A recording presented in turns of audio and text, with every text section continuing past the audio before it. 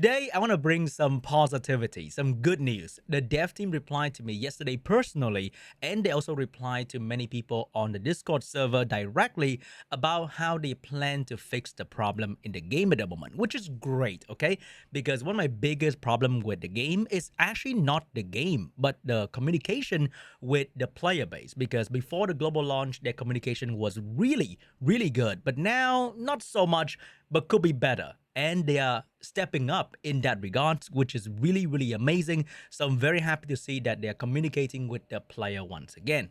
So what was the communication really about, Sean? So all we got was we are working on it and new things are coming very, very soon in very short. Okay.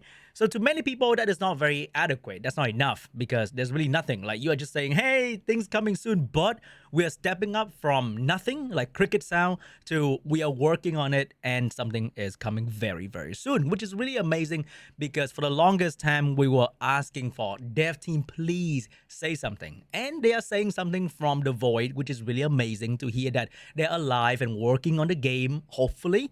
And I'm really happy about that because finally we can expect something coming in the game. Maybe it's going to be fixing the economy of the game. Maybe it's going to be fixing the difficulty of the game mode. Maybe, just maybe, reduce the stun chance of this fucking boss for many, many players because right now you can see that it is 7 hours away from this thing resetting.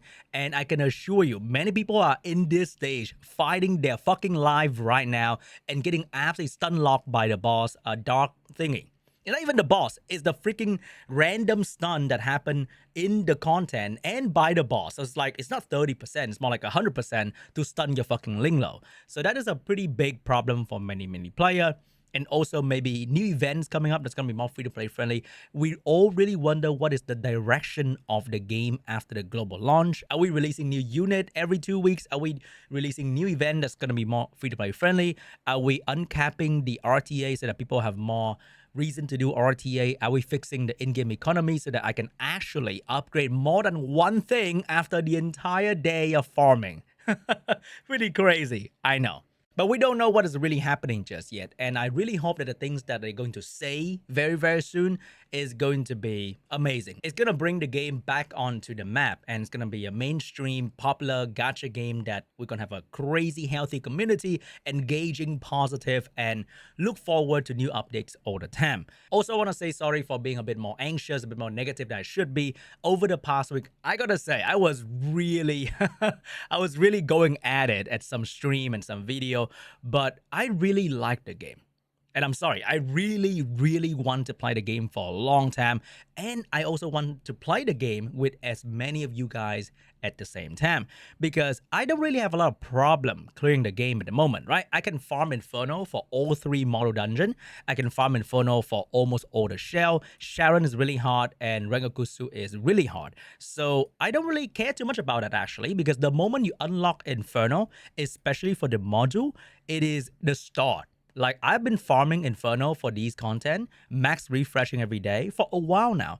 And when you look at my inventory, we look at the module, the special module, I don't really have a usable Swift rate. I have 1 good Swift smite, and the rest are not looking good. My Fury Edge is okay, I would say, but would you say that is endgame quality substat? Not really, right? So right now is pretty much the start of module farming. And it's gonna take a long, long time before I can get a piece that I can call it endgame. I can call it good. Maybe triple roll into crit rate, triple roll into speed. Those are the things that you really want. Now I have double roll into speed, which is already like really good. It can make my character 300 speed with 1 piece of gear. But imagine this thing at plus 15 or 17 speed.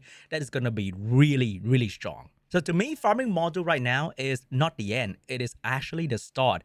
And I can't have to think about the other player who are stuck in Hell 2, Hell 1, Hell 3, Hell 4. And there are many pay-to-win player that can't even do Inferno properly because the lack of unit, the RNG, the whatever they are stuck at, right? it's very frustrating for these players that they came to the game to play this content. This was very heavily advertised. They watched the tournament, they watched all the fun video, and they came for this content, but they can't even get out of the earlier part of the game right here, let alone going into this content. And if you cannot farm properly, you're going to be stuck in the second layer of the actually hard PvE content. Like these are very challenging. These are like couple 100,000 HP bosses, and they are so fast. And now you are stuck here for a long time, and it can be very frustrating for these players. And they're gonna drop the game because players for gacha game are not very loyal. They're not very. They don't have to be loyal nowadays. They can move on very quickly. Gacha game comes out every month now, and they can be very good, very free to play friendly, very player friendly, and they just jump. And they don't have to stay here, and the game is going to be reduced down to a very small niche, which can be a shame because I think the game has the quality and the content depth to be a very long-lasting game. Because right now, I think if I don't have like a very fast Doki Doki team, I have a very fast Doki Doki team. It can clear in like a minute plus, and I don't have any struggle to clear all my refreshes every single day. But if you have like a manual 3 to 5 minute Doki or Aurora team, that's gonna take a long time to even finish your daily stamina refreshes, and that can be very frustrating, especially for like the pay to win player. Let's say you're free to play, you don't really care, you take it slow, then it doesn't really frustrate you that much. But to many paid player, which I think is the majority of the gacha game space, like I'm pretty sure you got that pass, okay?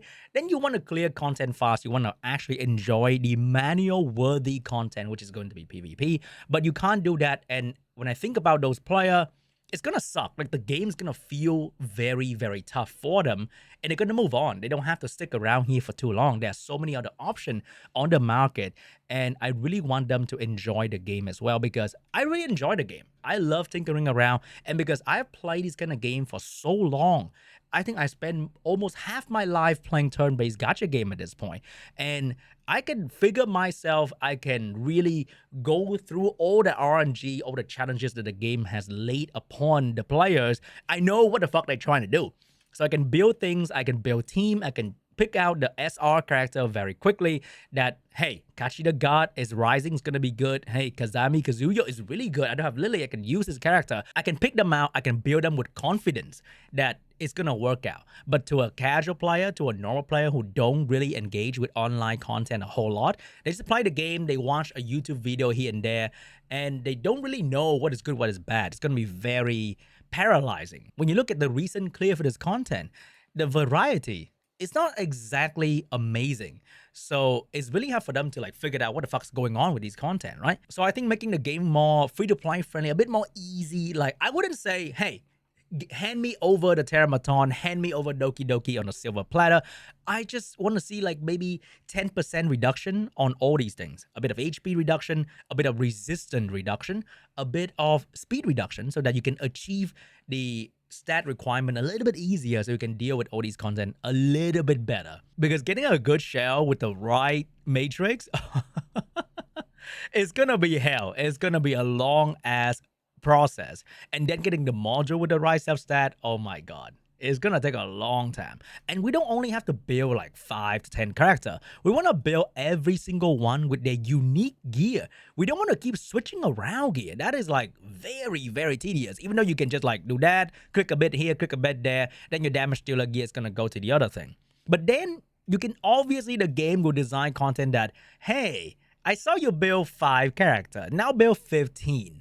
So there'll be more content like this in the future. And for Arena and RTA, especially RTA, you want a healthy, wide roster to counterpick with actual gear on them so that you can win these very challenging battles in the future. And it's going to be so much fun. I was watching Vulcan doing RTA yesterday on his stream, on his beginner account 2 weeks in. He reached Diamond in RTA, and he was having a fucking blast. And I want everyone to be having that kind of blast as well. Not the kind of blast that you see on the movies, you know. So I really hope the game will be better, and I really hope that the communication with the dev team really means something. And that's it for me today, guys. Some positivity, maybe, I don't know. But I'll see you guys in the next one. Bye.